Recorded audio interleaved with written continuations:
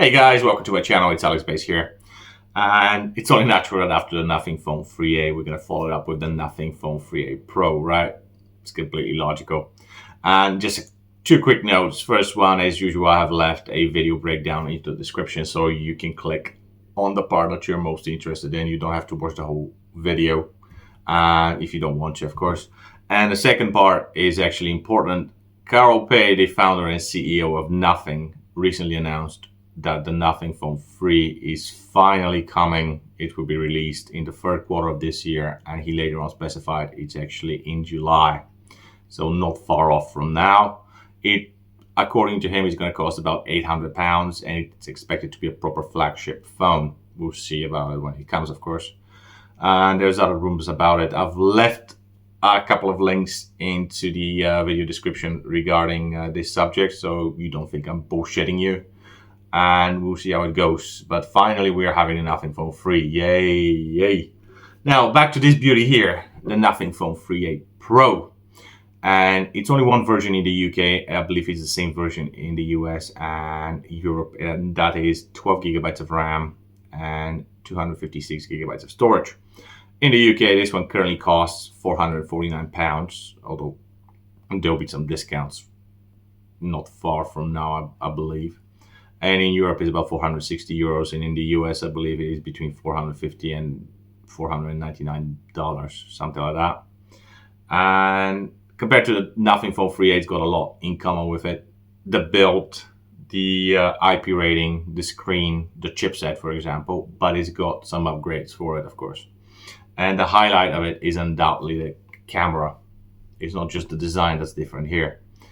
And it's got a periscope lens. This is very, very rare at this price point in the mid-range segment for 450 quid to have a 3x optical zoom periscope lens.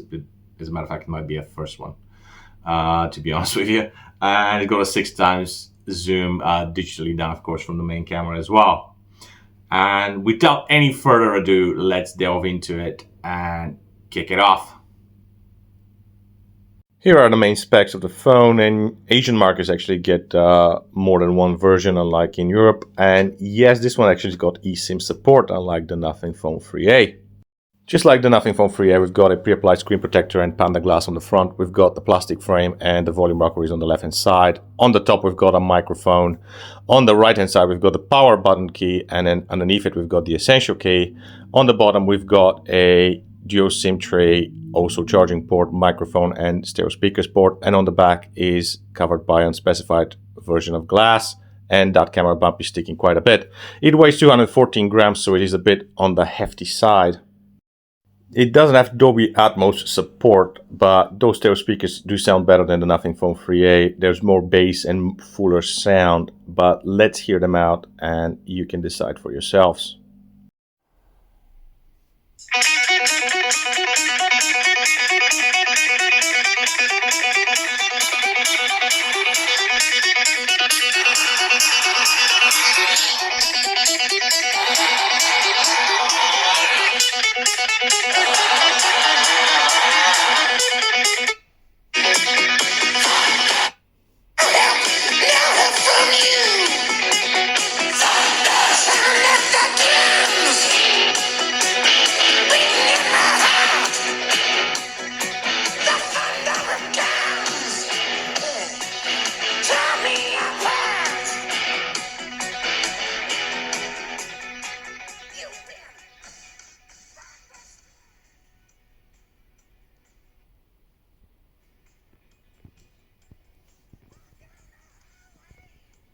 Just like with other Nothing phones, the user experience is quite smooth and responsive. You've got a 120Hz screen and also clutter-free software. You don't get third-party apps apart from Fitbit.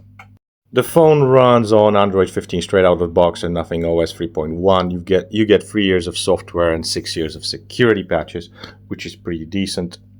So it's very similar to the Nothing Phone 3a. Another thing similar with the 3a is the fact that it's not very customizable. You can change a few things, wallpapers, icons, colors, a couple other things, but that would be it. That's not necessarily a bad thing because the software is actually quite smooth and also pretty much stock Android. And of course there's Nothing's signature glyph interface where you can customize your phone for notifications, calls, or a couple other things. And it's going to light up on the back. Not everybody appreciates it, but it's there. Well, at least for now. It's been rumored it's going to be taken off from the Nothing Phone 3. That remains to be seen if it is true. A quick note about the eSIM support. There is a dual SIM tray for 2 physical SIM cards and 1 eSIM. However, you cannot use 3 SIM cards at the same time. You have to choose 2 maximum at a time. You can expand the memory by up to 8 GB of virtual RAM, and that will be taken from the storage. There's also a game mode that's going to help you a little bit with the gaming. Even if it is mediocre gaming, still it counts. Some features that you can use from the experimental features, just like on the Nothing Phone 3A. And then, of course, is the Essential key. You can write a note and save it in the Essential space, or you can do a screenshot if you want to. And on top of it, the other thing you can do is do an audio recording and save it there. And again, we're talking about the Essential key. Well, I did the one on the 3A. It's the pointless key, really. But if you need to use it, let's see. Today is a beautiful day. Hallelujah, brothers and sisters. You save that audio here, and if you want to join it or not, depends on you. Go here, and you can play the audio back. Today is a beautiful day. Hallelujah, brothers and sisters. And that's pretty much it. If it's any useful to you, well, you decide. Now moving on to the screen, just like identical to the Nothing Phone 3A, 120Hz AMOLED Full HD 1 billion colors HDR10+. You get 2 modes, light and dark mode, and you also get an always on display. Bear in mind the always on display consumes more battery. It has got similar brightness to the Nothing Phone 3A, and it's very bright outdoors, at least here in Britain, and is very usable and legible.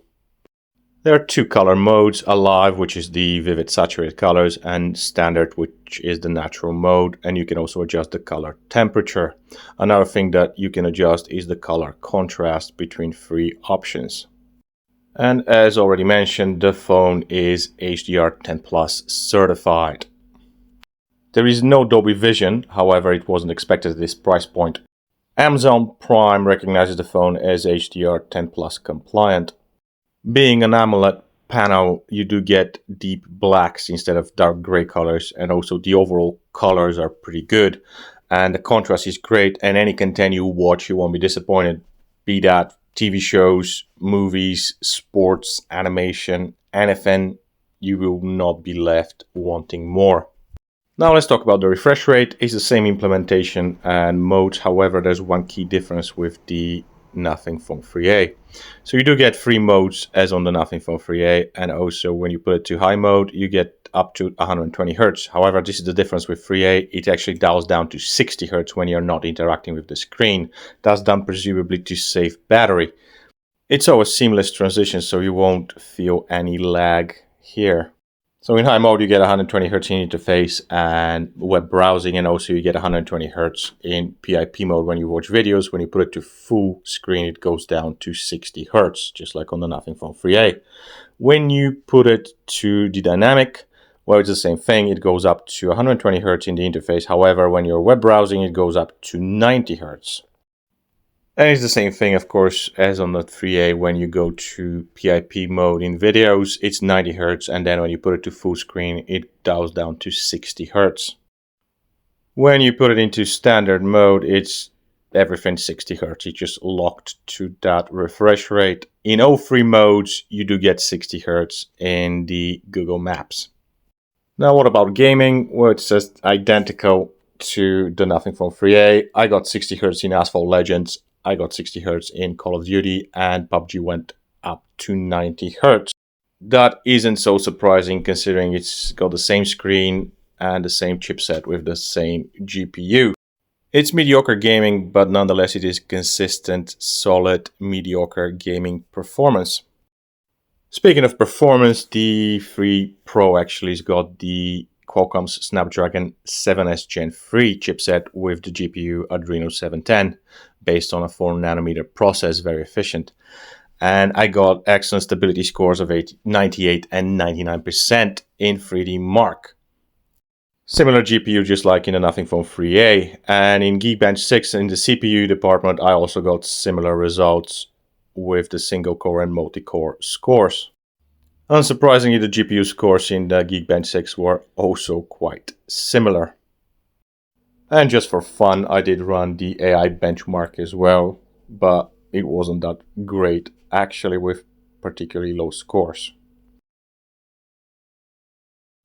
Now moving on to the battery, it is a 5000 mAh battery with 50 watt charging. There is no charger in the box, you have to source your own. 15 minutes of charge from 0 to 100%, of course. 15 minutes took me to 29%, 30 minutes took me to 56%, and a full charge took 1 hour and 8 minutes. Again, very similar results with the Nothing Phone 3a. This speed of charging is quite mediocre, but then again it's much better than the likes of Google, iPhone or Samsung. And a reminder again that fast charging does not damage your battery. In terms of battery life, well, it's the same results as the Nothing Phone 3a, which is a bit shocking. 1 hour of phone calls took it down by 2%, 1 hour of web browsing took it down by 8%, 1 hour of videos took down the battery by 5%, and 1 hour of gaming took it down by 11%. This is quite curious actually. Superb consistency, right? Now, last but not least, let's have a look at that camera. As you can see, the main snapper and the ultrawide are probably identical to the 3a, but the telephoto is different. It's a 50 megapixel Sony snapper, not a Samsung one, and it's 3 times optical zoom compared to the 2 times optical zoom on the 3a. Again, the actual model of those sensors has not been revealed by Nothing. And on the front is also different. We've got a 50 megapixel Samsung snapper, and this time it can record up to 4K 30 frames per second video. Now the issues that were on the Nothing Phone 3a are evident here as well, unfortunately. You go into the photo mode in the camera app, it's pretty easy. 0.6 is the ultra wide, number 1 is the main camera, number 2 is the optical zoom, 2 times, number 3 is 3 times optical zoom, and 6 is digitally cropped 6 times zoom from the main camera. When you go to the video, it's the same thing as on the Nothing Phone 3a. So at 1080p 30 frames per second, you've got all 3 lenses firing up. So you got the maximum that you can get on the ultra wide, which is 1080p 30 frames per second. You've got the main one, and you've got the actual telephoto lens. Unfortunately, you don't get 2 times zoom, even though it is from the telephoto as well, which is pretty annoying and completely illogical. Then you go to the 1080p 60 frames per second and you get to the main one, but the only option you've got is for 3 times the zoom, which is not from the telephoto, it's from the main camera, cropped digitally again, annoying and misleading. Then you go to 4K and again same thing, main camera only, which is the actual 4K footage, and then you go to the 3 times zoom, it's again from the main camera, and it's cropped digitally from the main one, is not the telephoto lens. And again, you don't have options for the 2 times zoom. This is a bit annoying indeed. And with a different sensor, we're getting different results for the better here. And we've got more detail and very nice skin tones and texture. Also, the separation of the subject again is excellent in portrait mode. Overall, these selfies are excellent for its price segment.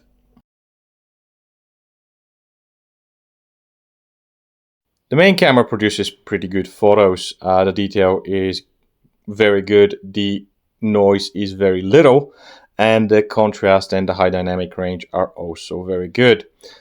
The colors are nice too. There is of course some inconsistency between the 3 cameras on the back, but the main one produces excellent images overall.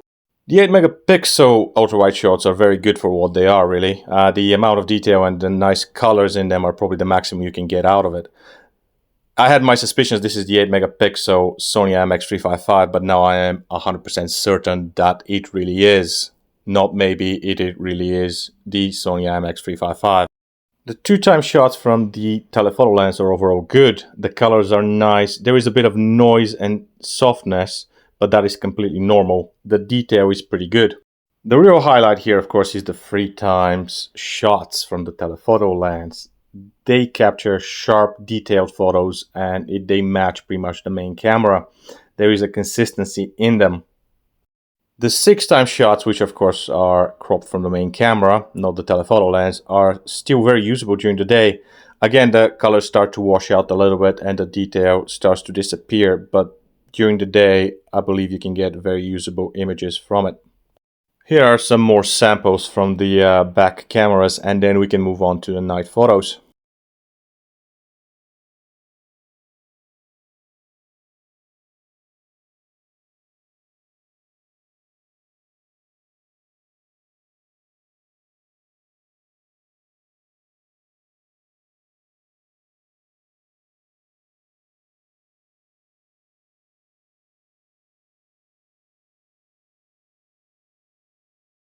The night selfies are excellent, just like during the day. The colors are accurate, the detail is good, and also the contrast is great.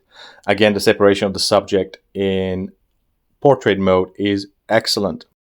These are among the best night selfies you can get on any phone on the market.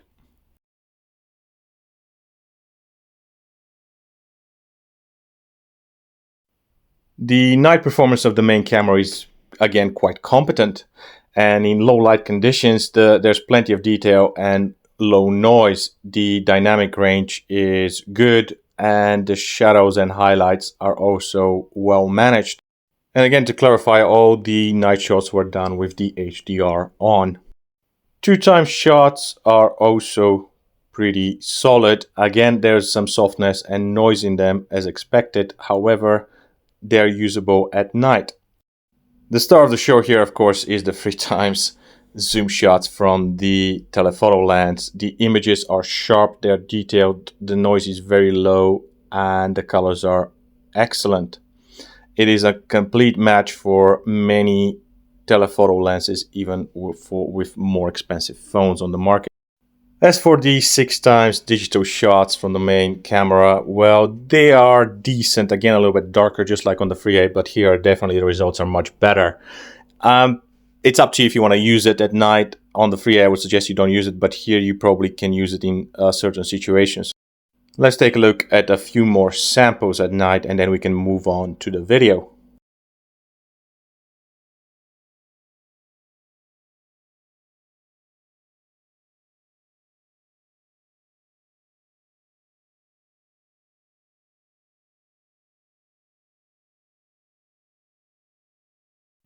The video stabilization in both Full HD mode and 4K mode is pretty decent. It's actually very little shake, so you can preserve details.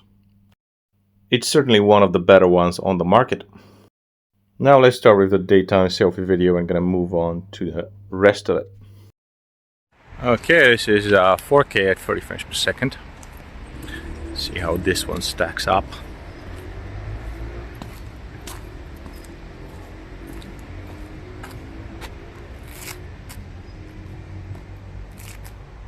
There we go. And this is 1080p at 60 frames per second.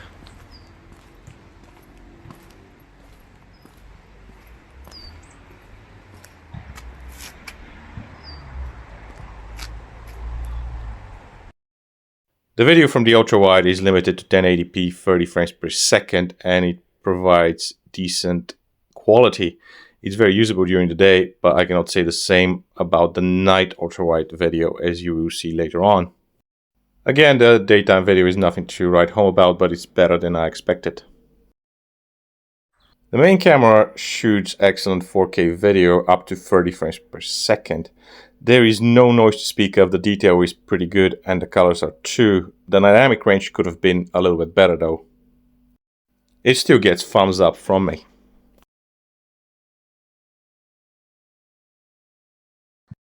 The Full HD video from the main camera is up to 60 frames per second and it's still pretty good, as you can see, quite clean and detailed. Again, surprisingly better than I expected. If you're not very careful, you're going to end up shooting 4K video from the main camera rather than the telephoto. Let's have a comparison between the two. This is the 4K at 30 frames per second cropped from the main camera footage. And this is a 3x optical zoom from the actual telephoto lens, and the difference is quite clear for a close-up shot. As you can see, much better and clean detailed picture. Now let's have a look from a more distant object. This is the 4K cropped from the main camera, and it is really fuzzy, as you can see. It's not that detailed and it's noisy. And now let's have a look from the actual telephoto lens, and it is much better, much cleaner video. There you go. It's almost like night and day difference. Now let's move on to the night video. I'll go for 4K at 30 frames per second.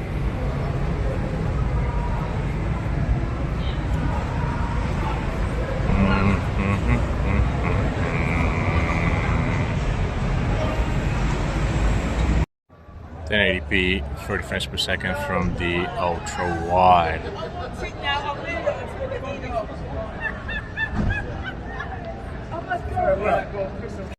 4K, 30 frames per second from the main cam.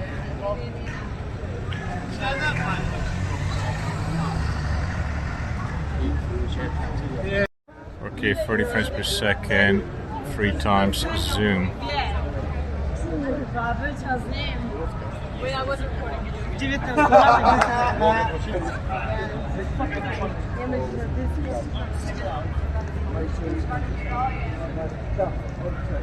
Well, there you have it, folks. The Nothing Phone 3A Pro. So it is an improvement over its predecessors 2A and 2A Plus, if we can call them predecessors, really.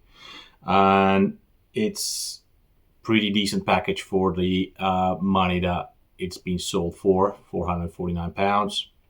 So given the asking price, I think you get a lot for your buck here. A lot for your money, for sure. Great value.